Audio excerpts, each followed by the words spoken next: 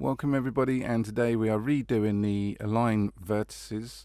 So we've got our cylinder here.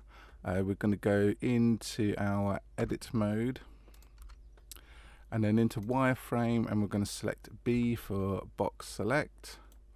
Now if we was to scale X and 0 like that, as you can see there, it will align the vertices in between where the first vertex was and the furthest vertex away. So it would align them in between. We don't want that. What we want to do is we want to align the vertices with this one here. So we're going to use our 3D cursor and select this vertex. Go up here into transform pivot point and select 3D cursor.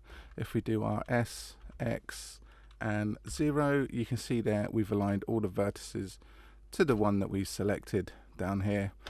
Hope you found that of interest.